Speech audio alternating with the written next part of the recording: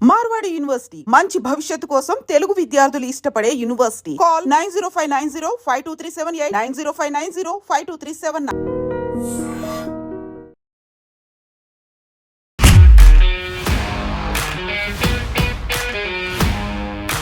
నమస్తే, నేను Kavitha. Welcome to I dream money matters with Anil AKV.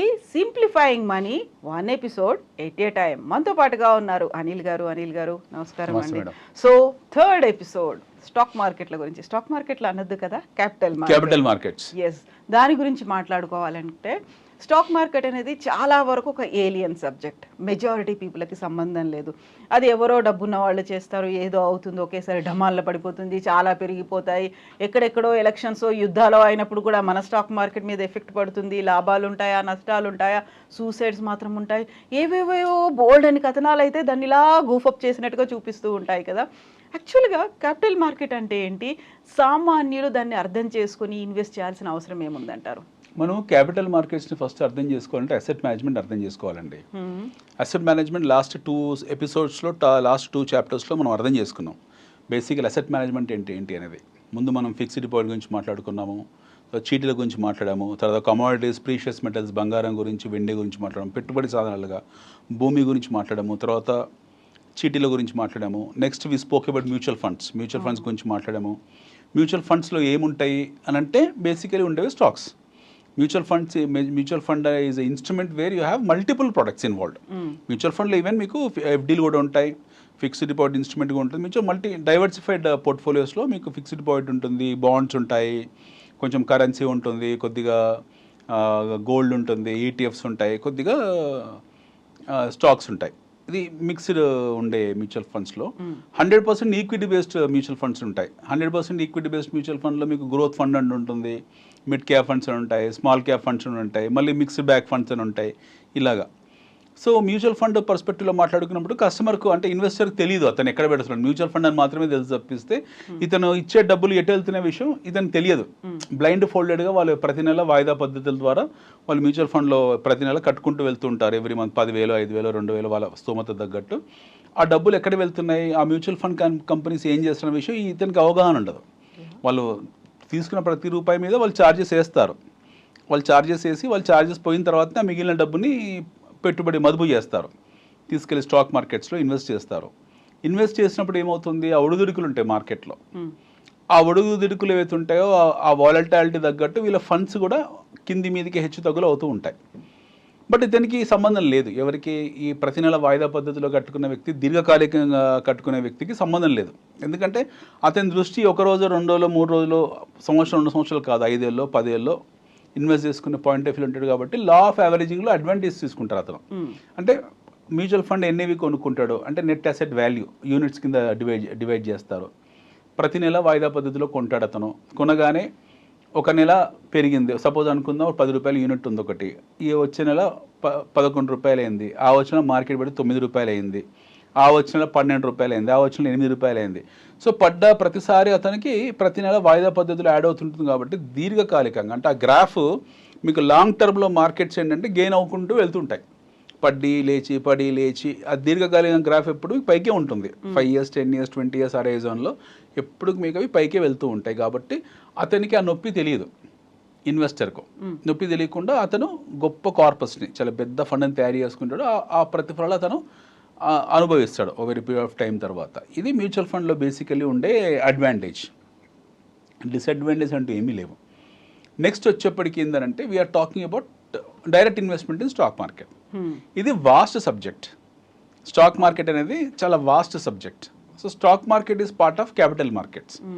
Capital అంటే ఏంటి? డబ్బు, క్యాపిటల్ డబ్బు మార్కెట్లు, మనీ మార్కెట్స్. ఇందులో వచ్చేప్పటికి ఈక్విటీ అనేది చాలా పెద్ద రోల్ ప్లే చేస్తుంది. ప్రపంచవ్యాప్తంగా కూడా ఈక్విటీ మార్కెట్దే చాలా పెద్ద రోల్. మీకు మిగతా కమోడిటీస్ ఏవైతే ఉన్నాయో, గోల్డ్ కన్నా కూడా, లేకపోతే బాండ్స్ కన్నా కూడా, లేకపోతే మిగతా కమోడిటీస్ క్రూడ్ కన్నా కూడా పెద్ద పోర్ట్ఫోలియో ఉంటుంది ఈక్విటీ మార్కెట్. మనం అర్థం చేసుకోవాల్సింది వాట్ ఈజ్ ఈక్విటీ మార్కెట్ అంటే ఏంటనేది అర్థం చేసుకోవాలి. సో ఈక్విటీ మార్కెట్ ఏంటంటే మన వస్తువులు ఏవైతే ఉన్నాయో, వస్తు ఉత్పత్తి వ్యవస్థలో మనం నిత్య జీవితంలో వాడే ప్రతి వస్తువు కూడా, ఉదయం లేచి మనం పళ్ళు దుమ్ముకొని బ్రష్ చేసుకునే దగ్గర ఉండే కాల్గేట్ నుంచి దాని మీద పెట్టుకునే ప్రామిస్ టూత్పేస్ట్, తర్వాత మొహం కడుక్కున్నప్పుడు వాడే సబ్బు, తర్వాత మనం తినే బ్రేక్ఫాస్టు, తాగే టీ, మనం వేసుకునే బట్టలు, వాడే వాహనము, ఆఫీస్కు తీసుకెళ్ళే క్యారియర్ బ్యాగు, ఆఫీస్కి వచ్చిన తర్వాత కూర్చునే టేబుల్, ల్యాప్టాప్, ఇంటికి వెళ్ళాక తినే భోజనం, ప్రతిది కూడా వినిమయంలో వస్తుంది, కన్జంప్షన్లో వస్తుంది. ఈ కన్జంప్షన్ తాలూకు కంపెనీస్ ఏవైతే ఉంటాయో, వీటి ఉత్పత్తి చేసే సంస్థలు ఏవైతే ఉంటాయో అవన్నీ కూడా 90% మార్కెట్లో ఉంటాయి. ఎఫ్ఎంసీజీలు అంటాం వీటిని. అన్ని ఎఫ్ఎంసీజీ, ఎఫ్ఎండి రకరకాలుగా ఉంటాయి మీకు. ఎఫ్ఎంసీజీ అంటే ఫాస్ట్ మూవింగ్ కన్జ్యూమర్ గుడ్స్, అంటే తొందరగా ఉపయోగించే వస్తువులు ఎఫ్ఎంసీజీ కంపెనీస్.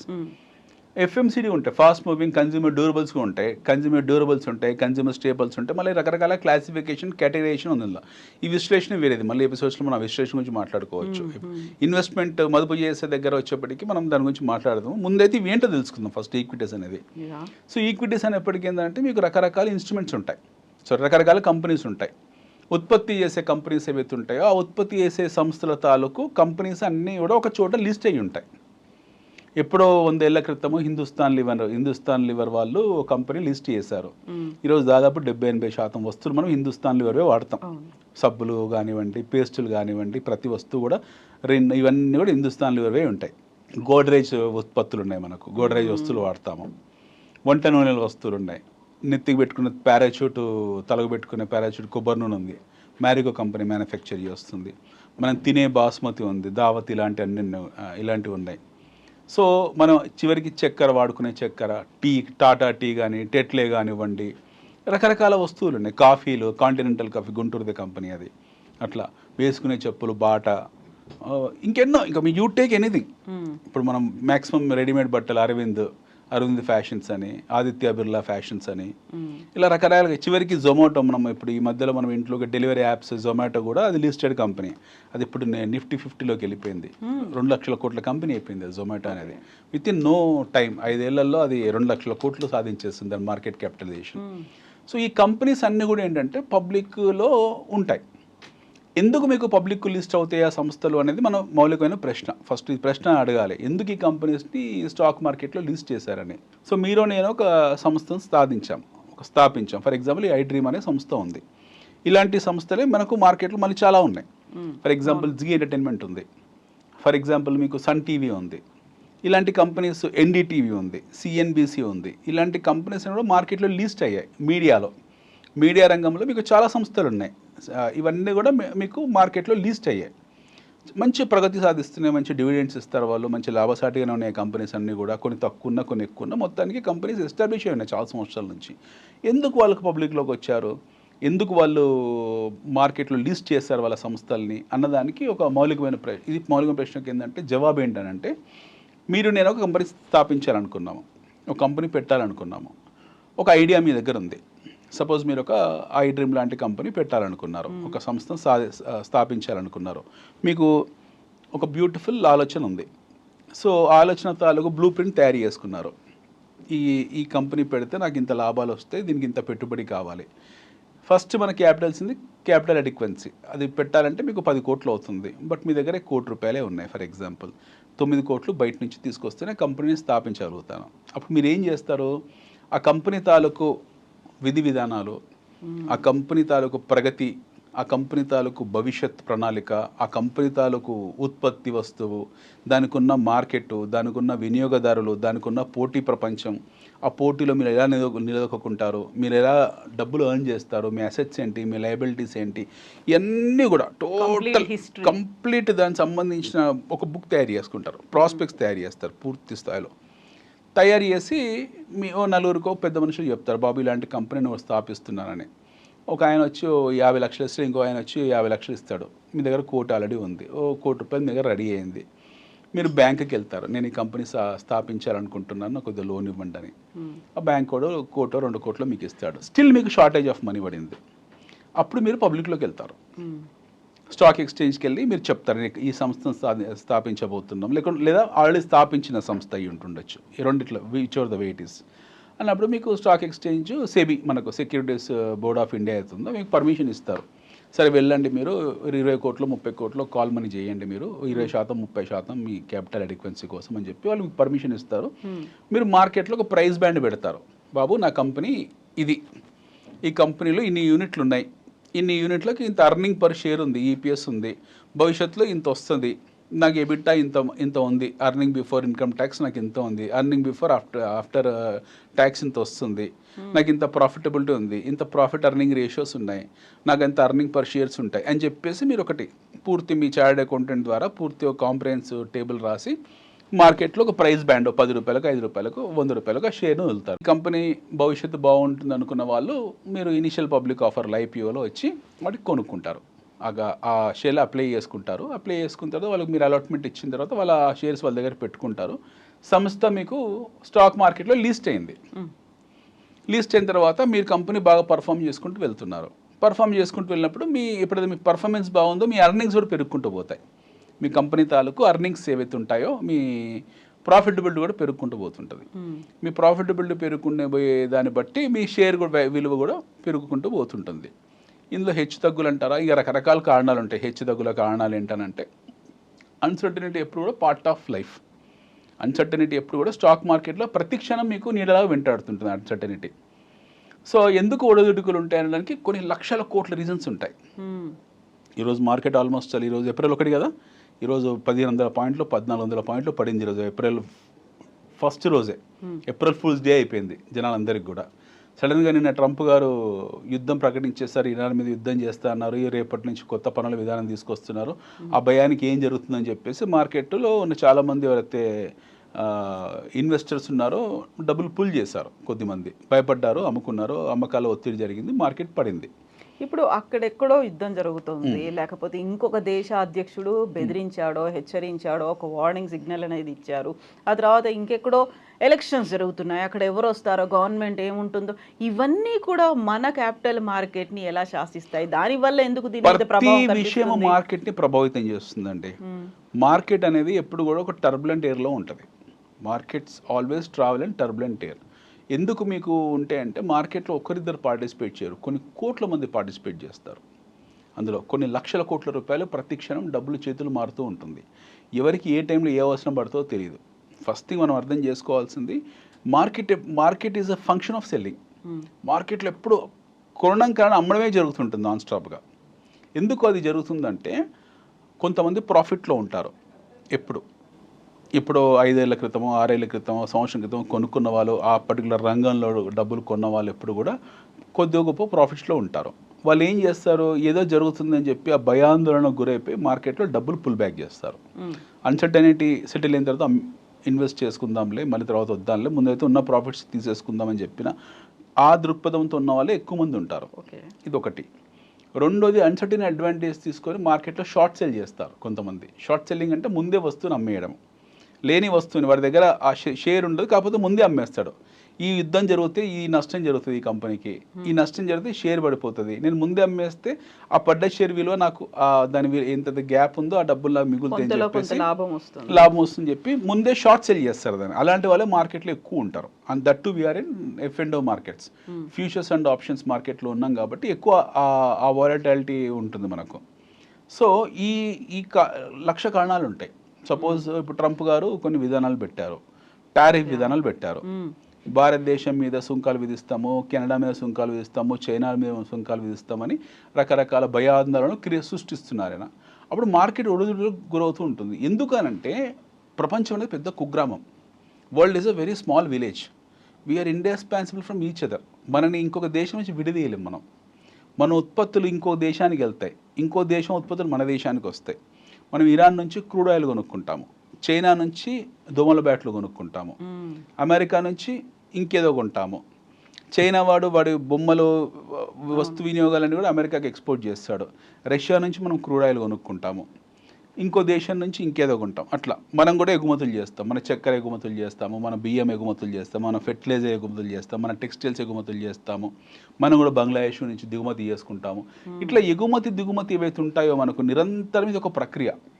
ఇది ఒక ట్రేడ్ అండ్ కామర్స్ అనేది నిరంతర ప్రక్రియ. మనం ఒక దేశం నుంచి విడదీయలేము, లేదా మన దేశాన్ని ఇంకొక దేశం విడదీయలేదు. ఏమవుతుంది మనం విడదీస్తే అంటే మనం ఇండిపెండెంట్ అయిపోతాం. మనకు స్వయం సిద్ధి సాధించిన ఏ దేశం కూడా స్వయం సిద్ధి సాధించదు. డొమెస్టిక్ కన్జంప్షన్ స్టోరీ అని మనం అంటాం తప్పిస్తే ఇంకో దేశం మీద మనం డిపెండ్ కావాల్సిందే. ఇప్పుడు చైనా నుంచి ఏపీఎస్ మనం దిగుమతి చేసుకుంటాం. మన ఫార్మాస్యూటికల్ కంపెనీస్లో వాడే ముడి సరుకు ఏవైతుందో అది మనం చైనా నుంచి దిగుమతి చేసుకుంటాం. అమెరికా మన నుంచి చాలా ఫార్మాస్యూటికల్ వస్తువులు వాళ్ళు దిగుమతి చేసుకుంటారు. మన దగ్గర నుంచి ట్యాబ్లెట్స్ అని లేకపోతే వ్యాక్సినేషన్స్ అని మన నుంచి వాళ్ళు దిగుమతి చేసుకుంటారు. మన నుంచి ఆఫ్రికా దేశాలకు చాలా మటుకు 2 వీలర్స్ సప్లై అవుతాయి. చాలా దేశాల నుంచి మనము ఎన్నో వస్తువులు దిగుమతి చేసుకుంటాం. మంచి లగ్జరీ వస్తువులు కానివ్వండి, వాచ్లు కానివ్వండి, ఇంకెన్నో వస్తువులని మనం దిగుమతి చేసుకునే వస్తువులని. అట్లా ఒక దేశం మీద ఇంకొక దేశం ఇంటర్ డిపెండ్ అయి ఉంటుంది. దీనికి తోడుగా ఎకలాజికల్ సిస్టమ్స్ కూడా డిఫరెంట్గా ఉంటాయి. డిఫరెంట్గా ఉంటాయి. ఇప్పుడు మన దేశంలో అన్ని ఉత్పత్తులు జరగవు. కొన్ని దేశాల నుంచి మనం దిగుమతి చేసుకోవాల్సి ఉంటుంది. అమెరికాలో అన్ని ఉత్పత్తులు జరగవు. అమెరికా కూడా ఎన్నో దేశాల నుంచి దిగుమతి చేసుకోవాల్సి ఉంటుంది. సో ఈ ట్రాన్సాక్షన్స్ ఏవైతే ఉన్నాయో ఇవి జరిగినంత కాలం బాగానే ఉంటుంది. ఇప్పుడు ట్రంప్గా వచ్చిన సుంకాలు విధిస్తున్న వరకు ఈ మిగతా దేశాలు ఏవైతే ఉన్నాయో వాళ్ళకి ఎగుమతి చేసే దేశాలు అన్ని ఏవైతే ఉన్నాయో అవి ఒడుదిరుగులకు గురయ్యాయి, ఒక రకమైన టర్బులెన్స్ గురయ్యాయి. సో అంతకాలం సాగిన ఏదైతే స్మూత్ రిజిమ్ ఉందో ఆ స్మూత్ రిజిమ్ ఆగిపోయి ఈ కంప్లీట్ వలటాలిటీకి వచ్చేసి మార్కెట్ గత 8 నెలల నుంచి లేదా గత కొద్ది సంవత్సరాల నుంచి ఈ గందరగోళంలో ఉంది. బట్ ఏంటంటే నెట్ ఏంటంటే ఇవన్నీ పార్ట్ ఆఫ్ లైఫ్, ఇవన్నీ జీవితంలో అంతర్భాగం. దీన్ని మనం విడదీయలేము. మనకి ఎప్పుడు ఏదో జరుగుతూనే ఉంటుంది. ఇప్పుడు మన దేశంలో ఇప్పుడు సడన్గా ఎలక్ట్రానిక్ వెహికల్ విప్లవం మొదలైంది. కంపల్సరీ మనం ఎలక్ట్రానిక్ వెహికల్లోకి 5 ఏళ్ళకో 6 ఏళ్ళకో పూర్తి స్థాయి ప్యాసింజర్ వెహికల్స్ అన్నీ కూడా ఎలక్ట్రానిక్ వెహికల్ వైపు వెళ్ళిపోతాం. మనం వెళ్ళాల్సింది, ఎందుకంటే క్రూడ్ మీద ఎక్కువ కాలం డిపెండ్ కాలేము. మనకు క్రూడ్తో అనిశ్చితి ఉంది. క్రూడ్ విషయంలో పశ్చిమాసియాలో గొడవలు జరుగుతున్నాయి, అమెరికా వాళ్ళు ప్రతి విషయంలో ఇంటర్ఫేర్ అవుతున్నారు, ఇవన్నీ రకరకాల యుద్ధాలు జరుగుతున్నాయి అక్కడ. సో మనకి ఏ టైంలో ఎవరు ఎలాంటి టారిఫ్లు విధిస్తారో, ఎలా రేట్లు పెంచుతారో మనకు కూడా తెలియదు. ఆ భయాందోళనలు మనకు ఉన్నాయి కాబట్టి మనం ఏం చేస్తాము, మనం ఎలక్ట్రానిక్ వెహికల్స్ని ఆల్టర్నేటివ్ ఎనర్జీ, రెన్యూబుల్ ఎనర్జీ మీద ఎక్కువ డిపెండ్ కావడం మొదలుపెట్టాము. దానివల్ల మనకు తెలియకుండా ఒక సైలెంట్ విప్లవం మొదలైంది మన దేశంలో. సైలెంట్ విప్లవం పేరు ఏంటంటే ఎలక్ట్రిక్ వెహికల్ విప్లవం. ఎలక్ట్రిక్ వెహికల్ విప్లవాల్లో మన ఆటోమొబైల్ కంపెనీస్ మంచి మహీంద్రా కానివ్వండి, టాటాస్ కానివ్వండి, ఇలాంటి మన సంస్థాగతంగా ఉన్న మా సంస్థలు ఏవైతే చాలా బలమైన సంస్థలు ఇవన్నీ. వాళ్ళ బ్యాలెన్స్ షీట్స్ చాలా బాగున్నాయి, వాళ్ళ ట్రాక్ రికార్డు బాగుంది. ముఖ్యంగా భారతీయ సంస్థలకు మంచి ట్రాక్ రికార్డు ఉంది ఎన్నో సంవత్సరాల నుంచి. మన బ్యాటరీ మ్యానుఫ్యాక్చరర్స్ ఎవరైతే ఉన్నారో, ఎక్సైడ్ కంపెనీ కానివ్వండి, అమర్ రాజా కానివ్వండి, మన స్థానిక సంస్థలు వీళ్ళందరూ చాలా బలంగా ఉన్నారు.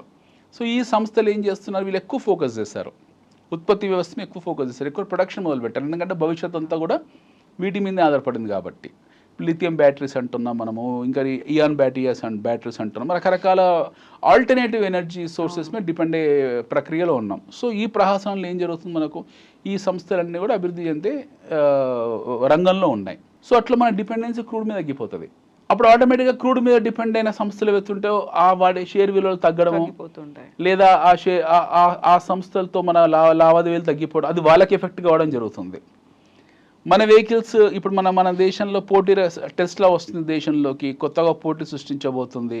టెస్లా వచ్చి కొత్తగా పోటీ సృష్టిస్తే ఆల్రెడీ ఎస్టాబ్లిష్ అయిన కంపెనీస్, మారుతి ఉద్యోగ్ లాంటివి, లేకపోతే హుండాయ్ లాంటివి, లేకపోతే హుండాయ్ లిస్ట్ అయిన కంపెనీ మన దగ్గర, లేకపోతే మహీంద్రా లాంటి కంపెనీస్కి ఎక్కడ పోటీ ఇచ్చి వీళ్ళ మార్కెట్ షేర్ వాడు మింగేస్తాడని చెప్పేసి ముందే జనాలు వాటిని అమ్ముకోవడం మొదలుపెట్టారు.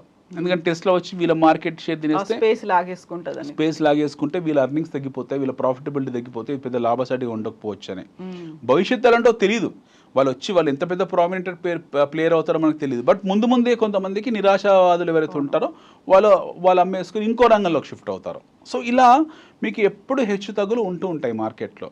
ఈ హెచ్చు తగ్గులు సాధారణ ఇన్వెస్టర్కు అవగాహన ఉండదు, అర్థం చేసుకునేంత టైం ఉండదు, విశ్లేషించేంత ఓపిక ఉండదు, చెప్పేవాళ్ళు అంతకన్నా లేరు మన దగ్గర. సో ఈ ఒడిదుడుకులు ఎన్ని ఉంటాయి. సో ఇవన్నీ ఏం చేస్తారంటే వీళ్ళకి సంబంధించిన విషయం. ఈ మ్యూచువల్ ఫండ్ కంపెనీస్లో ఉన్న ఫండ్ మేనేజర్స్ ఎవరుతున్నారో, ఇప్పుడు మనం మాట్లాడుకున్న భాష, ఇప్పుడు ఈ భాషని వాళ్ళకు వ్యవహారిక భాష, వాళ్ళు రోజువారీగా మాట్లాడుకుంటారు. ఈ కంపెనీ అర్నింగ్ పర్ షేర్ ఎంత ఉంది, ఈ కంపెనీ బుక్ వాల్యూ ఎంత ఉంది, ఈ కంపెనీ ప్రాఫిటబిలిటీ ఉంది, ఈ కంపెనీ ఎబిటా ఎంత ఉంది, దీని మార్కెట్ ఎంత ఉంది.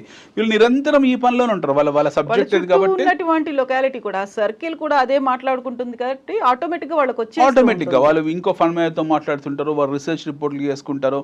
వాళ్ళ దగ్గర అంతర్జాతీయ సంస్థల తాలూకు రిపోర్ట్స్ ఉంటాయి, వాళ్ళ దగ్గర పూర్తి స్థాయి స్టాటిస్టిక్స్ ఉంటాయి, వాళ్ళ దగ్గర కంప్లీట్ కాంప్రహెన్సివ్ రిపోర్ట్స్ ఉంటాయి.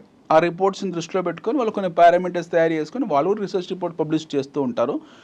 సో ఒక సామాన్య ఇన్వెస్టర్ చేయాల్సిన పని ఒక ఫండ్ మేనేజర్ చేస్తూ ఉంటాడు. ఈ ఫండ్ మేనేజ్ చేయడం వల్ల ఏ కంపెనీ భవిష్యత్తు ఎలా ఉంటుంది, ఏ కంపెనీ బాగుండదు, ఏ కంపెనీలో ఇన్వెస్ట్ చేయాలి, ఏ కంపెనీ ఇన్వెస్ట్ చేయకూడదు అనే అవగాహన పట్ల ఆయనకు ఒక ఆలోచన ఉంటుంది. అనాలిసిస్ చేసుకుంటూ విశ్లేషణ చేసి వాళ్ళు ఇన్వెస్ట్ చేస్తూ వెళ్తూ ఉంటారు రెగ్యులర్గా. సో ఈ ఒడిదుడుకులు ఎందుకు ఉన్నాయి అన్నదానికి ప్రశ్నకు జవాబు ఏంటంటే ఒడిదుడుకులు ఉంటాయి. మార్కెట్లో ఉండేదే ఫండమెంటల్ ఒడిదుడుకులు. Market is function of fluctuality. Fluctuality అనేది స్టాక్ మార్కెట్ లేదు.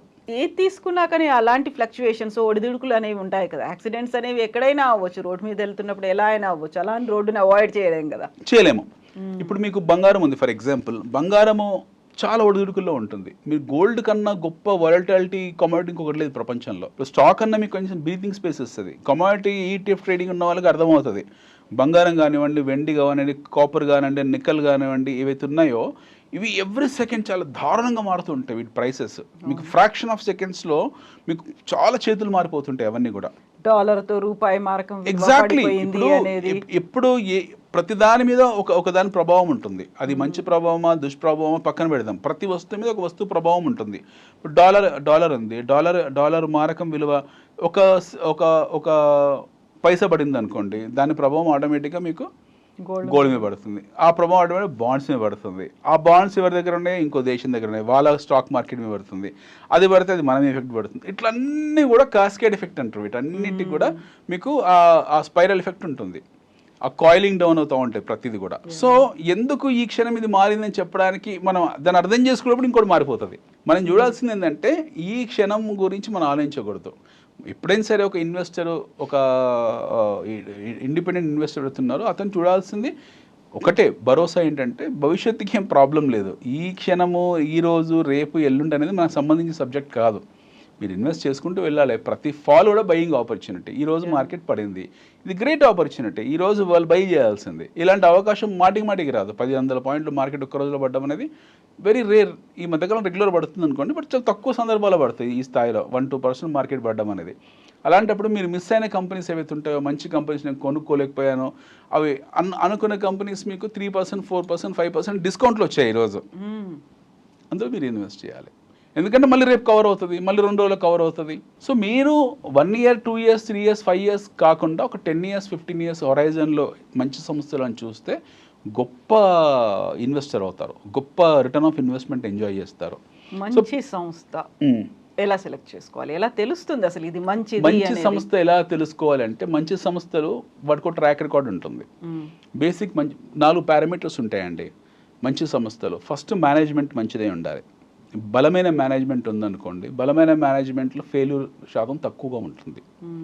సో బలమైన మేనేజ్మెంట్లో ఉన్న కంపెనీస్ ఫెయిల్ కాలేదంటే అయ్యాయి. మీకు టాటా గ్రూప్లో కొన్ని ఫెయిల్యూర్స్ ఉన్నాయి, రిలయన్స్ గ్రూప్లో కొన్ని ఫెయిల్యూర్స్ ఉన్నాయి, అదాని గ్రూప్లో కొన్ని ఫెయిల్యూర్స్ ఉన్నాయి. సో మంచి సంస్థని మీరు వ్యక్తిగత ఫండ్ మేనేజర్ అతను స్టడీ, అతని దగ్గర ఫండ్ మేనేజర్ దగ్గర పోర్ట్ఫోలియో, సపోజ్ మ్యూచువల్ ఫండ్లో మీరు చేసేప్పుడు ఏంటంటే ఒక 10 కంపెనీస్ ఉంటాయి అతని దగ్గర, 100 కంపెనీస్లో ఇన్వెస్ట్ చేసుకూర్చుంటాడు. ఒక 3-4 సంస్థలు ఫెయిల్ అయినా కూడా మిగతా సంస్థలు వాటిని యావరేజ్ చేసి పైకి తీసుకెళ్తాయి.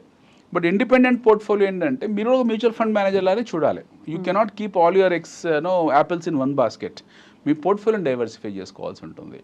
రకరకాల రంగాలు ఉన్నాయి. మీకు హెల్త్ కేర్ రంగం ఉంటుంది, ఫార్మా రంగం అని ఉంది, లేకపోతే మీకు ఇన్సూరెన్స్ రంగం అని ఉంది, ఆటోమొబైల్ రంగం ఉంది, బ్యాంక్స్ ఉన్నాయి, ఎన్బిఎఫ్సిస్ ఉన్నాయి, మెటల్స్ ఉన్నాయి, ఎన్నో రంగాలు ఉన్నాయి. ఆటోమొబైల్ రంగం ఉంది, ఎక్స్పోర్ట్ ఓరియంటెడ్ రంగం ఉంది, డిఫెన్స్ రంగం ఉంది, ఎన్నో రంగాలు ఉన్నాయి. ఆ మంచి ఒక 10 రంగాలు తయారు ఐడెంటిఫై చేయాలి. మంచి 10 రంగాలని, 10 రంగాల్లో 10 కంపెనీస్ని షార్ట్ లిస్ట్ చేసుకోవాలి. ఆ 10 కంపెనీలో బెస్ట్ ఆఫ్ ది బెస్ట్ ఏవైతే ఉంటే 3-4 కంపెనీస్ని మీరు వాటిని షార్ట్ లిస్ట్ చేసుకొని మీ పోర్ట్ఫోలియో డైవర్సిఫై చేసుకొని, మీ దగ్గర 100 రూపాయలు ఉందనుకోండి, ఇందులో 10 రూపాయలు, ఇందులో 5 రూపాయలు, ఇందులో 3, ఇందులో 4 అలా పెట్టుకుంటూ పోతే మీ రిస్క్ అనేది తగ్గిపోతుంది ఆటోమేటిక్గా. Your risk will come down. First thing, exposure on single thing will get expanded to many things. Me exposure అనేది ఎక్కువ సంస్థల మీద ఉంటుంది. ఎంత గొప్ప ఇన్వెస్టర్ అని, ఈవెన్ వారెన్ బఫే ఎలాంటి ఇన్వెస్టర్ అని, ఈవెన్ రాకేష్ జుంజున్లాట ఆయన ఈ మధ్యలో పోయారు, అలాంటి ఇన్వెస్టర్స్ కూడా వాళ్ళ దాంట్లో కొన్ని ఫెయిల్యూర్స్ జరిగాయి. కొన్ని ఫెయిల్ కంపెనీస్లో ఇన్వెస్ట్ చేశారు వాళ్ళు. రాకేష్ జుంజున్వాలా కూడా ఫెయిల్డ్ కంపెనీస్లో ఇన్వెస్ట్ చేశాడు, ఫెయిల్యూర్ అయ్యాడు. కాకపోతే ఆయన బలమైన సంస్థలు ఏవైతున్నాయి అంటే అతను బలమైన సంస్థలు ఇన్వెస్ట్ చేశాడు, మంచి గొప్ప సంస్థలు ఇన్వెస్ట్ చేశాడు. సపోజ్ ఆయన దగ్గర 20 కంపెనీస్ ఉన్నాయంటే ఒక 2-3 ఫెయిల్ అయ్యాయి, బట్ మిగతా 15-16 కంపెనీస్ ఉన్నాయి అద్భుతంగా పర్ఫామ్ చేస్తాయి. అందువల్ల అతని పోర్ట్ఫోలియో పెరుగుకుంటూ ఇంక్రీజ్ అవ్వకుంటూ వెళ్ళింది. ఇలాంటి పనే నార్మల్ ఇన్వెస్టర్ కూడా చేయాల్సి ఉంటుంది. మీరు ఒక 20-25 మంచి సంస్థలు ఐడెంటిఫై చేయండి. ఆ 20-25 సంస్థల్లో మీరు ప్రతి నెల కొద్ది వాయిదా పద్ధతుల్లో మ్యూచువల్ ఫండ్ మేనేజర్ ఎలా కడుతున్నాడో అలా కట్టుకుంటూ వెళ్ళండి. మీకు ఈ సంస్థ బాగాలేదు, నేను నేర్చుకోవాలి ఎప్పటికప్పుడు, ఆ పరిజ్ఞానం పెంచుకుంటూ పోవాలి. ఈ సంస్థ బాగాలేదు అనుకున్నప్పుడు ఆ సంస్థ నుంచి ఎగ్జిట్ అయిపోయి ఆ డబ్బుని ఇంకో దాంట్లో షిఫ్ట్ చేసేసుకోవాలి. కొన్ని పర్ఫామ్ చేయకపోవచ్చు, కొన్ని కంపెనీస్ లేదు, కొన్ని రంగాలు పర్ఫామ్ చేయవు, కొన్ని మేనేజ్మెంట్స్ మారిపోవచ్చు, కొన్ని రంగాలలో గ్రోత్ అభివృద్ధి ఉండకపోవచ్చు, వాటికి మీరు ఫోర్కాస్ట్ చేసిన డెడ్ ఎండ్ ఉండొచ్చు, వాటికి కొన్ని బాటిల్ నెక్స్ ఉండొచ్చు. సో అలాంటి వాటి నుంచి ఎగ్జిట్ అయిపోయి మంచి కంపెనీస్లోకి షిఫ్ట్ అయిపోవాలి, లేదా పర్ఫామ్ చేస్తున్న ఫండ్స్లోకే షిఫ్ట్ అయిపోవాలి. ఇలాంటివి మీరు ఎప్పటికప్పుడు పోర్ట్ఫోలియోని రీజింగ్స్ చేసుకుంటూ వెళ్ళినా కొద్దీ మీ ఫండ్ పర్ఫార్మెన్స్ పెరుగుకుంటూ పోతుంది. తద్వారా మీకు ఎక్కువ రిటర్న్ ఆఫ్ ఇన్వెస్ట్మెంట్ ఎంజాయ్ చేసే సౌలభ్యం ఉంటుంది. సో మనం చేయాల్సిందంటే research study, research study, research study. ఇది నిత్య జీవితంలో భాగమే ఉండాలి. ప్రతిరోజు ఆ పని చేస్తూ ఉండాలి.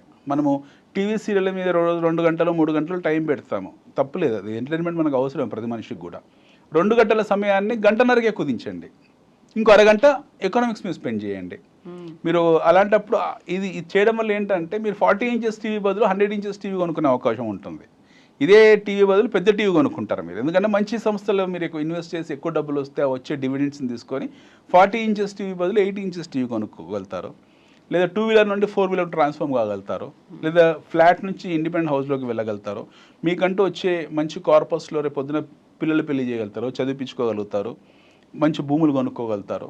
So it has be part of your life, whether it is mutual fund or direct investment demand ద్వారా ఏదైనా కానివ్వండి, but it has be part of your life. మీ జీవితంలో ఇది ఖచ్చితంగా భాగమే ఉండాలి. మీకు వచ్చే జీతంలో 50,000 1,00,000 ఎంతో అంత జీతం వస్తే కొద్ది డబ్బు ఫస్ట్ తీసి పక్కన పెట్టి ఆ మిగిలిన డబ్బులతో మీరు ఖర్చు పెట్టుకుంటూ వెళ్ళాలి.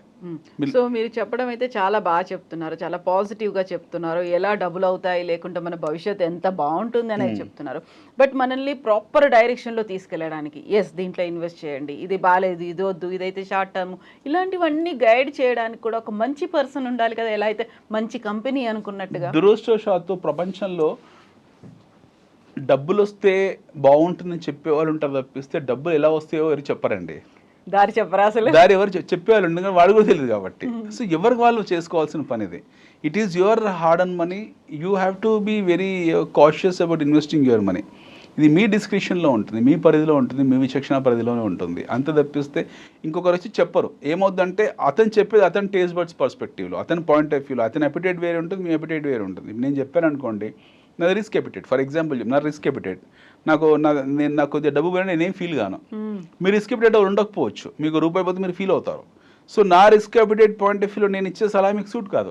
యూజువల్గా నేను వెరీ ఇనీషియల్ స్టేజ్లో ఉన్నాను, ఇప్పుడే నాకు అసలు ఏమీ తెలియదు, మీ మాటలు విని నేను స్టార్ట్ చేద్దాం అనుకుంటున్నాను. స్టార్ట్ చేసిన వెంటనే పర్లేదు బాగానే ఉంది అనేటువంటి ఒక ఫీల్ నాలో కూడా రావాలి కదా, అంటే అక్కడ నష్టం ఉండొద్దు, ఏదో కొంచెం బెటర్మెంట్ ఉంది, నేను పెట్టిన డబ్బు కొద్దిగా రిటర్న్స్ ఏవో వస్తున్నాయి అనుకుంటేనే ఐ కెన్ గో ఫర్దర్ కదా, లేకపోతే అక్కడే డ్రాప్ అయిపోతాను. ప్రతి ఇన్వెస్టర్ బేసికలీ చేయాల్సిన పని ఏంటంటే కొద్దిగా డబ్బు ఫస్ట్ డిమాట్ అకౌంట్ ఓపెన్ చేసుకోవాలి. ఫస్ట్ థింగ్ ఎవరికి డిమాట్ అకౌంట్, మీకు ఆశ్చర్యపోతారు, మన దేశ జనాభాలో మనకున్న డిమాట్ అకౌంట్స్ కేవలం 8-9% మాత్రమే. 12% అని చెప్తున్నారు తప్పిస్తే అవన్నీ డమ్మీ అకౌంట్లో. 8%, 9% ఉంది. అందులో 7-8% డార్మెంట్ అకౌంట్స్, అంటే ఇన్యాక్టివ్ అకౌంట్స్. యాక్టివ్గా ఉండే వాళ్ళు 2%. In the whole in country 150 crores, Mumbai చుట్టుపక్కల వాళ్ళే ఉండి ఉంటారు. మన దేశ 150 కోట్ల జనాభాలో అర్హత కలిగిన వాళ్ళు 50%, దాదాపు 70-75 కోట్ల శాతం మంది అర్హత కలిగిన వాళ్ళు, అంటే పాన్ కార్డు ఉండే అర్హత కలిగిన వాళ్ళు, అంటే ఆ వయసు రీత్యా అర్హత కలిగిన వాళ్ళు మీకు ఆల్మోస్ట్ 75 crores ఉన్నారు మన దేశంలో. ఆ 75 crores-లో 3 కోట్లే యాక్టివ్గా ఉంది, అంటే విచ్ ఇస్ డిస్గస్టింగ్ అనమాట, 4-5%. Whereas in America it is about 60%, whereas in Germany it is 45%, whereas in Europe, other nations, it is 65-70%. కానీ when it comes to our nation, మన దేశంలో వచ్చేప్పటికి మీకు డార్మెంట్ అకౌంట్స్ అంటే ఇన్యాక్టివ్ అకౌంట్స్ ఎక్కువనే తప్పిస్తే active accounts below 2% ఉన్నాయి. అది కూడా మీరు అన్నట్టు గుజరాత్, బాంబే ఆ చుట్టుపక్కల ఎక్కువ ఉంటాయి. కానీ మన దగ్గరకు వచ్చేప్పుడు చాలా తక్కువ. మీరు చూడండి, ఈ గదిలో ఎంతమంది ఉన్నాం, 10 మంది ఉన్నాం, ఎంతమంది దగ్గర ఉంటాయి? నా దగ్గర లేదు, మీ దగ్గర లేదు, చాలా మంది దగ్గర లేదు. Keep asking.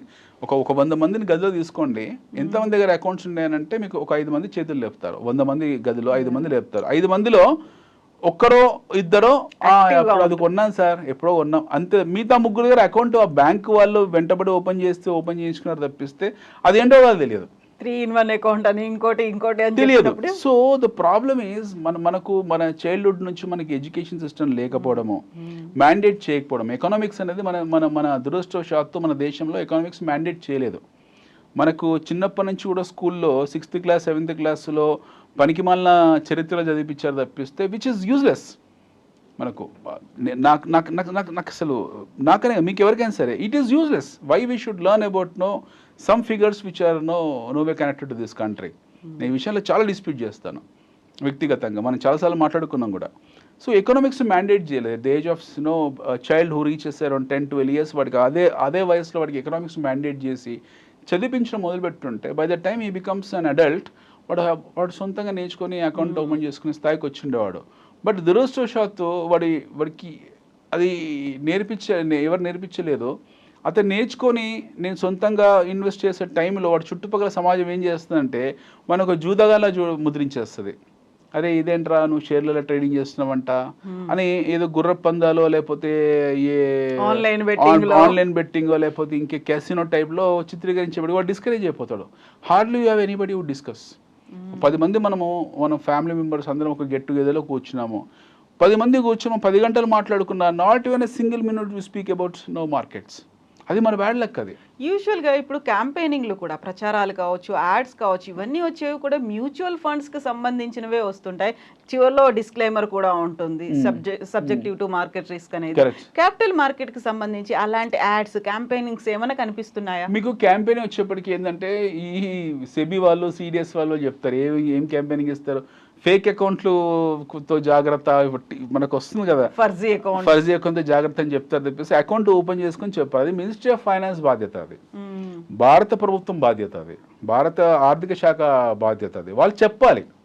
వాళ్ళు ఏమని చెప్పాలంటే మీరు ఇది నేర్చుకోండి, ఎడ్యుకేషన్ ఈజ్ మ్యాండేట్, ఇది నేర్చుకోవాలి, చదువుకోవాలని ఎవరు చెప్పేవాళ్ళు లేరు. ఎవరు చెప్పేవాళ్ళు లేకపోవడం వల్ల ఏమవుతుందంటే మన దేశంలో గత 35 సంవత్సరాలు ఆఫ్టర్ న్యూ ఆర్థిక సంస్కరణల తర్వాత 91 తర్వాత వచ్చిన ఫలాలు ఏవైతున్నాయో మనకన్నా ఎక్కువ విదేశీయులు అనుభవించారు. కొన్ని కోట్ల రూపాయలు, కొన్ని లక్షల కోట్ల రూపాయలు, not 1 or 2 rupees, not billions, trillions of rupees మన దగ్గర ట్రేడ్ అయిన ట్రిలియన్స్ ఆఫ్ డాలర్స్ మన దగ్గర ట్రేడ్ అయి ఉంటుంది. ఈ 35 సంవత్సరాలు ప్రతిరోజు ట్రేడింగ్ కొన్ని ట్రిలియన్స్ ఆఫ్ డాలర్ ట్రేడ్ అయి ఉంటుంది. నష్టపోయేది మన వాళ్ళు, 90% నష్టపోయేది భారతీయ పెట్టుబడిదారులు, ఇన్వెస్టర్స్, చిన్న ఇన్వెస్టర్స్.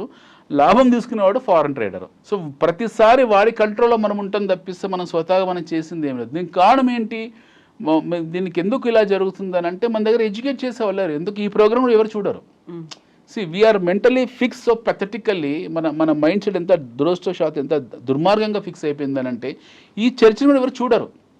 మీరు ఈ చర్చ గురించి అనిపించదు. ఇప్పుడు ఈ చర్చ బదులు మనం ఏ సినిమా పుష్ప గురించి మాట్లాడినా, లేకపోతే బాహుబలి గురించి మాట్లాడినా, లేకపోతే లేటెస్ట్ ఇంకేదో మూవీ గురించి మాట్లాడినా, లేదా మూవీ గాసిప్ గురించి మాట్లాడితే దాని మీద ఇంట్రెస్ట్ ఉంటుంది జనాలకు. People like more gossiping, people like more controversial topics, people like extra marital affairs, people like what you call political gossiping, but they are not interested in economics. యూజువల్గా ఉన్న survey కూడా అదే కదా, క్రికెట్ను చూస్తారు, క్రైమ్ను చూస్తారు, సినిమాను చూస్తారు, 3 C's ఎక్కువ చూస్తూ ఉన్నారు అనేదే కదా. ఎస్, అందుకే వాళ్ళు అలా ఉంటారు కదా. Very few people are making money in the market, rest are living on plastic. వాళ్ళు ప్లాస్టిక్ కార్డ్స్ మీద, ప్లాస్టిక్ మనీ మీద, లోన్స్ మీద ఉన్నారు. అసలు అంత ఆ దురదృష్టకరమైన పరిస్థితి ఎందుకు రావాలి? Why you have to depend on loans? ఇప్పుడు కాలేజ్ డేస్ నుంచి ఫర్ ఎగ్జాంపుల్ వాడి చదువు అయిపోయింది, ఈ రోజుల్లో 21-20 years ఉద్యోగం వస్తుంది. By the time you are reaching your college at 21-22 you should get mentally prepare to open your demat account. మీరు స్వతహాగా ఒక demat account, at least you have to open your mutual fund. If not demat account, you have to put your money. The day when you are get into service, మీరు ఉద్యోగంలోకి సంపాదించిన మొదటి నెలలోనే మీ retirement మీరు plan చేసుకోవాలి. You have to plan your retirement the day you take your first salary. ఇది అయ్యి ఉండాలి ఆబ్జెక్టివ్ లైఫ్లో. వాడు ఆబ్జెక్టివ్ అదే ఉండాలి. కాకపోతే వాడు మొదటి సాలరీ తీసుకున్న రోజు ఎవరికి పార్టీ ఇద్దామని ఆలోచిస్తాడు, ఎవరికి ఏ గిఫ్ట్ ఇద్దామని ఆలోచిస్తాడు. నథింగ్, ఎవరేమి ఇంట్లోంచి పారిపోవట్లేదు. మన సొసైటీ కూడా అలాగే ఉంది కదా. ఏదైనా ఒకటి సెలబ్రేట్ చేసుకుంటున్నాము అంటే పార్టీ అడుగుతారు, ఉద్యోగం వచ్చిందంటే పార్టీ అడగాలి. అలాగే ఇంట్లో పేరెంట్స్ ఫస్ట్ శాలరీ తీసుకుని వచ్చిన పిల్లలకు పేరెంట్స్ చెప్పాల్సింది బట్టలు, నాన్న నీకు డ్రెస్సు, నాన్న మమ్మీ నీకు చీర అంటే చెంప పగలగొట్టు అవే స్పాట్లో. నువ్వు ఇది కాదు చేయాల్సింది, you bloody open A demat account, you put your money into mutual funds. మేము బట్టలు నువ్వు కొనిస్తే కొనుక్కునే స్థాయిలో ఏం లేము, తర్వాత కొనుక్కుందాం ఒక 3 నెలల తర్వాత, నీకు ప్రమోషన్ వచ్చిన తర్వాత విల్ సెలబ్రేట్ దట్ టైం. ఇది సక్సెస్ కాదు. సక్సెస్ నువ్వు ఎదిగినప్పుడు సక్సెస్, ఉద్యోగం తెచ్చుకోవడం సక్సెస్ కాదు. ముందు నువ్వు డిమాట్ అకౌంట్ ఓపెన్ చేసుకో, ముందు మ్యూచువల్ ఫండ్లో కట్టని పేరెంట్స్ చెప్పగలగాలి. బట్ అన్ఫార్చునేట్లీ పేరెంట్స్ కూడా చెయ్యరు. వాళ్ళు సెలబ్రేట్ చేసుకుని 10 మందికి చెప్పుకుంటారు. ఇదేదో సెంటిమెంట్ లాగా ఫీల్ అవుతూ అది సెంటిమెంట్ ఫుల్స్ కదండి బేసికలీ, మనకి ఇవే ఎక్కువ కదా. ఈ సెంటిమెంట్స్ ఎక్కువనే కాబట్టి మనం ఎక్స్ట్రా మ్యారిటల్ అఫైర్స్ గురించి ఎక్కువ మాట్లాడతాం. మనం అక్రమ సంబంధాల మీద ఉన్న ఇంట్రెస్ట్ మనకు వీటి మీద ఉండదు కదా. మీరు ఒక వీడియో చేసి వదలండి, ఒక cheap C rated B rated ఒక థర్డ్ క్లాస్ వీడియో చేసి వదలండి, దానికి ఎంత వ్యూస్, ఎంత లైక్స్, ఎంత ఇంట్రెస్ట్గా దాని కామెంట్స్ రాస్తారు జనాలు. 99 మహాకుంభకి వెళ్ళిన తర్వాత మొనాలిసాను చూశారు, ఇంకెవరో అక్కడ ఉన్నటువంటి సన్యాసిని చూశారు, ఒక హీరోయిన్ సన్యాసినిగా మారింది, అవి కదా బాగా వైరల్ అయినటువంటి న్యూస్లు. అదే కదా ఇప్పుడు మనం అందుకే ఎట్లున్నాం కదా, we are developing for last 70 years. మనం డెవలప్డ్ నేషన్ కాదు, అండర్ డెవలప్డ్ నేషన్ కాదు, వీఆర్ డెవలపింగ్ నేషన్. మనం డెవలపింగ్ నేషన్ గరీబీ హటావ్ అనే నినాదం 70 ఏళ్ళ నుంచి ఉంది. ఇదే గరీబీ హటావ్ అనే నినాదం ఇంకో 100 ఏళ్ళ వరకు వాడతారు మన పొలిటీషియన్స్. 60 ఏళ్ల క్రితం ఏ గరీబీ హటావో తీసుకొని వచ్చి నినాదంతో ఎలక్షన్లోకి వచ్చారో, ఇంకో 60 ఏళ్ల తర్వాత కూడా గరీబీ హటావో గురించే మాట్లాడతారు. పేదరిక నిర్మూలన అనేది మన నిరంతరం మన జీవితంలో ఒక పెద్ద పొలిటికల్ స్లోగన్ అనమాట. పేదరిక నిర్మూలన అనుకుంటూ పేదరికాన్ని కాదు, పేదలని నిర్మూలించుకుంటూ వెళ్ళిపోతున్నాం మనం. సో మనకు ఎవరు నేర్పించేవాళ్ళు లేరు. అన్ఫార్చునేట్లీ మన సిస్టమ్ ఇంత దరిద్రమైన సిస్టమ్ అంటే మనకి ఎవరు నేర్పించారు. మనకు మనం ఫైట్ చేయాల్సిందే, మనకు మనం స్వతహాగా నేర్చుకోవాల్సిందే. ఫారెన్ కంట్రీస్లో వాడికి చాయిస్ ఉంటుంది. వాడికి చిన్నప్పుడు అభివృద్ధి చెందిన దేశాల్లో అడమైన బయాలజీలు లేకపోతే జువాలజీలు తీసుకొచ్చి పెట్టారు. బొద్దింకి ఎలా బాకుతుంది, వాడికి ఏం అవసరం డిసెక్షన్లో, మధ్యాహ్నం మ్యాట్నీ సినిమాలు ఏం అవసరం మనకు, ఏ చెట్టుకు ఏ కాయ కాస్తుంది, ఇవన్నీ ఏం అవసరం మనకు. To be very honest precisely ఏం తెలుసుకొని ఏం చేస్తారు వాటిని, అది తర్వాత నేర్చుకోవచ్చు. అది జీవితకాలంలో మన జీవితంలో మనం నేర్పిస్తారు అవన్నీ. తర్వాత వీళ్ళు లెర్న్ ఎవ్రీథింగ్ ఆటోమేటిక్గా, లేదా మన ఇంట్లో వాళ్ళు చెప్తారు అవి. బట్ మీకు చెప్పాల్సింది బేసిక్ ఎకనామిక్స్, పొదుపు మదుపు అది ఏదైతుందో దాని గురించి చర్చించాలి స్కూల్లో. మీరు by the time you comes your teens 12, 13, 14 yearsలో అటు తెలిసిపోవాలి అసలు మ్యూచువల్ ఫండ్ అంటే ఏంటి, డీమ్యాట్ అకౌంట్ అంటే ఏంటి, ఇండియన్ ఎకానమీ అంటే ఏంటి, పర్ క్యాపిటల్ ఇన్కమ్ అంటే ఏంటి, జీడిపి అంటే ఏంటి. వాడి నోటికి కనీసం ఒక 50 దేశాల క్యాపిటల్ సిటీస్ తెలిసి ఉండాలి, ఒక 30-40 దేశాల పర్ క్యాపిటల్ ఇన్కమ్ నుంచి తెలిసి ఉండాలి. ఎవరికి తెలుసు ఈరోజు? ఈవెన్ పీజీ చదువుతున్న ఎంబీఎస్ కూడా తెలియదు. సో కాల్డ్ ఎంబీఏ చదివే పిల్లలు కూడా మీరు అడగండి వాడిని, you just go and ask him. మీరు ఎంబీఏ చదివే కుర్రాన్ని అడగండి, మీరు మన దేశ జీడిపి ఎంత అని అడగండి, వాడు చెప్పలేడు. ఎందుకంటే వాడి సిస్టమ్ లేదు, మార్క్ రిలేటెడ్ సిస్టమ్ కాబట్టి. సో మనం ఈ ఛాలెంజింగ్ టైమ్స్లో ఉన్నాము. We are seeing lot of challenges. గత ఆల్మోస్ట్ లాస్ట్ 10 years నుంచి 15 years నుంచి సబ్ప్రైమ్ క్రైసిస్ తర్వాత ఇప్పటికీ మీకు జరుగుతున్న అన్సర్టనిటీ అవుతుందో, ప్రపంచవ్యాప్తంగా ఉన్న అన్సర్టనిటీ ఇంకా ముందు ఉంటుంది. బహుశా వచ్చే 10 ఏళ్లలో మనకు ఫిక్స్ శాలరీ ఉండకపోవచ్చు, వీ డోంట్ నో. ఫిక్స్ ఈ రోజు కూడా ప్రభుత్వ ఉద్యోగాలకు పెన్షన్స్ లేని కదా, పెన్షన్స్ లేని ప్రభుత్వ ఉద్యోగాలే కదా ఇవన్నీ కూడా. ఐ థింక్ సో ఈ రోజు ఉన్న ప్రభుత్వ ఉద్యోగాలకు పెన్షన్స్ ఉందో నాకు తెలియదు, మరి ఉందా? విఆర్ఎస్ తీసుకున్నాకని ఉంటుంది కదా, ఇస్తున్నారేమో. బట్ మనకి ఈ ఫిక్స్డ్ కాంపోనెంట్లు ఉండకపోవచ్చు. డౌన్ ద లైన్ 5 ఏళ్ళలో 10 ఏళ్ళలో 20 ఏళ్ళ తర్వాత ఈ ఫిక్స్డ్ శాలరీ సిస్టంలో మనం ఉండకపోవచ్చు. We must be on performance based salaries. Fix ఇప్పుడు 1 లక్ష రూపాయల శాలరీ వస్తుంది అనుకోండి, భవిష్యత్తులో ఆ 1 లక్ష రూపాయల శాలరీని 20% మాత్రమే వాడు ప్రైవేట్ కంపెనీస్లో పెట్టారు ఈ సిస్టము. 20% మాత్రమే ఫిక్స్డ్ ఉంటుంది, మిగతా 80% పర్ఫార్మెన్స్ రిలేటెడ్ ఉంటుంది. బహుశా ఆ సిస్టమ్ ప్రభుత్వ శాఖలో రావచ్చు, మనకు తెలియదు. We cannot guarantee that these governments are going to run like this, because almost all this happened to be quasi governments. మన ప్రభుత్వాలన్నీ కూడా దాదాపుగా కార్పొరేట్ చేతుల్లోనే రన్ అవుతున్నాయి, కార్పొరేట్ చెప్పు చేతుల్లోనే ఉన్నాయి. వాటి రేపు పొద్దున కంపెనీస్ చెప్తారు, విదేశీ సంస్థలు చెప్తారు వాళ్ళు, మేము మీ దేశంలోకి ఇప్పుడు ఐఎంఎఫ్ ఉంది ఫర్ ఎగ్జాంపుల్, భారతదేశంలో నేను మీకు 1 లక్ష కోట్లు అప్పు ఇవ్వాలంటే ఇది పనులు చేయండి అని చెప్తారు వాడు. సో అలాంటి స్థాయిలోకి రేపు పొద్దున అంటే కార్పొరేట్స్ పూర్తి స్థాయిగా వాళ్ళ చేతుల్లోకి ప్రభుత్వాలు వెళ్ళిపోయిన తర్వాత, ఇప్పటికీ ఆల్మోస్ట్ అవి వెళ్ళాయి, ఇంకా పూర్తి స్థాయిగా వెళ్ళిపోయిన తర్వాత వాడు నిర్దేశిస్తాడు క్లియర్గా, బాబు ఇంతమందికి ఇన్ని జీతాలు అవసరం లేదు, ఇంత బర్డన్ అవసరం లేదు, అసలు ఫ్రీ బస్సులు అవసరం లేదు, ఫ్రీ స్కీమ్స్ అవసరం లేదు, ఈ రైతు బంధు అవసరం లేదు, ఎల్లో కార్డు రేషన్ కార్డు అవసరం లేదు అని తీసి వదలబాయండి. మొత్తం మీరు సోషల్ వెల్ఫేర్ స్కీమ్స్ తీసేసి డెవలప్మెంట్ స్కీమ్సే పెట్టండి, అభివృద్ధి చెందిన దేశాలాగానే మీరు కూడా పనిచేయడం మొదలుపెట్టని చెప్తే చచ్చుకుని చేయాల్సి ఉంటుంది రేపు morning. You have to work like that. బహుశా ఈ రోజు ఉండకపోవచ్చు, ఊహించడానికి చాలా కష్టంగా ఉంటుంది. ఇది పాసిబుల్ కాదు, ఇది ఎలా పాసిబుల్ అని మనం అనుకోవచ్చు. But possible.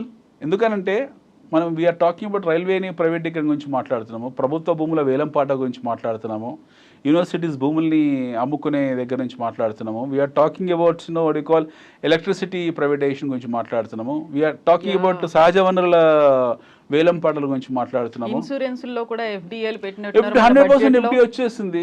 ఒకప్పుడు LIC మోనోపలి ఉండేది. ఇన్సూరెన్స్ అంటే LIC అనేవాళ్ళు. ఈరోజు నథింగ్ కాల్డ్ ఎస్ LIC ఒక కంపెనీ మాత్రమే.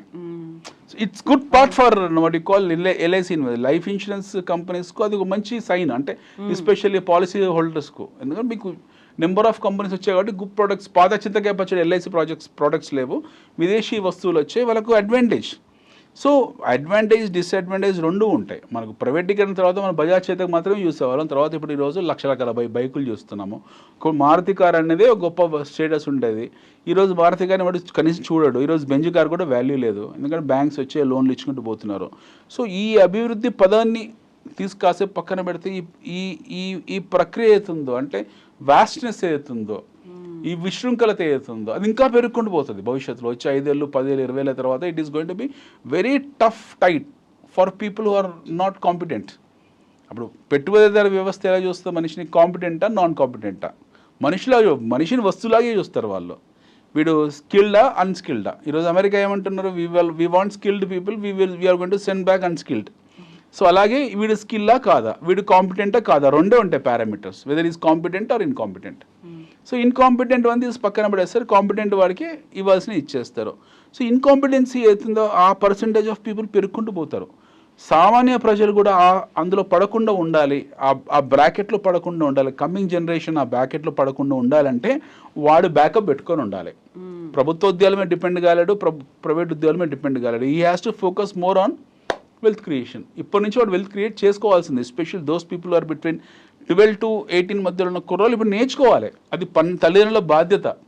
ఈక్విటీ మార్కెట్స్లో ఎలా పార్టిసిపేట్ చేయాలి, ఇన్వెస్ట్మెంట్స్లో ఎలా పార్టిసిపేట్ చేయాలి అనే విషయాన్ని వాళ్ళు ఇప్పుడే నేర్చుకోవడం మొదలు పెడితే they will have an advantage where by the time they come to their yieldings they will have some corpus in their back yard. లేకపోతే వాళ్ళు కష్టంలోకి వెళ్ళిపోతారు. World is going to take a major huge U turn. వచ్చే 10-15 సంవత్సరాల్లో చాలా పెద్ద U turn తీసుకుంటుంది ప్రపంచం. మనం ఊహించినట్టు ఉండదు ఈ ప్రపంచం.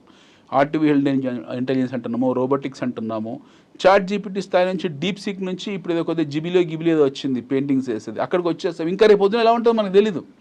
We don't know what is happening every day. ప్రతిరోజు కొత్త ఆవిష్కరణ జరుగుతున్నది. ప్రతి కొత్త ఆవిష్కరణ మనిషిని ఛాలెంజ్ చేసేది. ఒక ఆవిష్కరణ మార్కెట్లోకి వచ్చిందంటే కొంతమంది ఉపాధికి కడుపు కొట్టేస్తుంది అది. సో మనము we have to be very vigilant in terms of creating our wealth. మన సంపద సృష్టిలో అది మన జీవితంలో అతి ముఖ్యమైన భాగమై ఉండాలి. అది చాలా ముఖ్యమైన ఘట్టమై ఉండాలి. ఏదో తల్లిదండ్రులు ఆస్తులు ఇచ్చారు కదా మనం కాపాడుకుందాం, రేపు పొద్దున వాటి విలువ ఉండకపోవచ్చు. చిత్తుకాయలతో సమానం అవి. కొన్ని మ్యూచువల్ ఫండ్లు, బాండ్స్, మంత్లీ ఫిక్స్డ్ ఎర్నింగ్స్ అవన్నీ చిత్తుకాయలు అవన్నీ కూడా. So the only option what is available for you to create your wealth is either you have to put your money into some nice instrument like equities or buy some crazy lands. భవిష్యత్తు బాగుంటుంది, ఈ ఏరియాస్లో బాగుంటుంది అనుకునే crazy lands కొన్ని ఉంటాయి. అంటే ఈ ఏరియాలో డెవలప్ అవుతుంది, ఎందుకంటే జనాభాను నియంత్రించలేము, వాటి జనాభా అవసరాలు ఉంటాయి, ఇండస్ట్రియలైజేషన్ జరగాల్సిందే, రేపు పొద్దున అభివృద్ధి జరగాల్సిందే. కాబట్టి కొన్ని క్రేజీ ల్యాండ్స్ ఉంటే అక్కడ వెళ్ళి మీరు కొద్దిగా you have to put some dump your money there and buy some equities. This are the only 2 things where you can create wealth. ఈ గిప్టోలు ఉంటే పోతే ఎక్కడ పోతే మనకు తెలియదు. ఏదో ఈ ట్రంప్ బై ఈ ఎలన్ మస్క్ కాంబినేషన్ కాబట్టి క్రిప్టో అనేది వచ్చింది. అది ఎప్పటికీ అది శాశ్వతంగా ఉంటుంది, but it will not become an alternative currency ever in the history of human life. కొన్నాళ్ళు ఉంటుంది, తర్వాత యూఫోరియా డౌన్ అయిపోతుంది, మళ్ళీ బేసిక్ కరెన్సీకే మార్కెట్ ఉంటుంది ఎప్పటికైనా సరే. ఇలాంటివి మనం కొన్ని అర్థం చేసుకొని ఆ ఫోర్సీ చేయగలిగితే మనం వెల్త్ క్రియేట్ చేసుకోగలుగుతాం. ఇప్పుడు మీరు అన్నట్టు ఇప్పుడు ప్రశ్న what is equity all about. Equities అంటే ఎన్నో సంస్థలు, వస్తు వినియోగదారులు, వినిమయ సంస్థలు ఏవైతే అవన్నీ మార్కెట్లో లిస్ట్ అయ్యి ఉంటాయి. అవి ప్రతిరోజు ఒడిదుడుకులకు, ప్రతిరోజు వాలటాలిటీకి గురవుతూ ఉంటాయి. అంత మాత్రం వాటి భయపడాల్సిన అవసరం లేదు. పడ్డ ప్రతి ఫాల్లో మనం బై చేసుకుంటూ వెళ్తూ ఉంటే ఆ ప్రగతిశీల సంస్థల్లో మనం భాగస్వామ్యమై వాటి లాభాలని మనం ఆర్జించి లాభపడే వాళ్ళం అవుతాం. సో దానికోసం వేయాల్సినటువంటి మొదటి స్టెప్ ఏంటి, అది ఇంకో ఎపిసోడ్లో తెలుసుకుందాం. సో ఏం చెయ్యాలి? సో యాక్చువల్గా క్యాపిటల్ మార్కెట్ అంటే ఏంటి, మనం అందులో ఎందుకు అడుగు పెట్టాలి, ఎడ్యుకేషన్ ఎలా రావాలి, అవేర్నెస్ ఎవరు చేయాలి, ఇవన్నీ చూసాము. యాక్చువల్గా అడుగు ముందుకేస్తున్నాము. మనం ఒక అకౌంట్ ఓపెన్ చేయాలి, డిమాట్ అకౌంట్, ఆ తర్వాత ట్రేడింగ్స్ అనేవి ఎలా ఉంటాయి, మన పార్టిసిపేషన్ ఎలా ఉంటుంది, ఇవన్నీ కూడా నెక్స్ట్ ఎపిసోడ్లో మాట్లాడుకుందాం మనం. ఎస్ అనిల్ గారు, ఇది ఎపిసోడ్ 3 కదా. Exactly. 4th ఎపిసోడ్లో మాట్లాడదాం అది. మనీ మ్యాటర్స్ గురించి Yeah. మనం Yes, yes, నిరంతరం మాట్లాడుకోవాల్సినటువంటి అవసరం ఎస్ ఉంది. మ్యామ్, తప్పకుండా. థ్యాంక్ యూ సో మచ్ అండి. Thank you. Thanks. Thank you.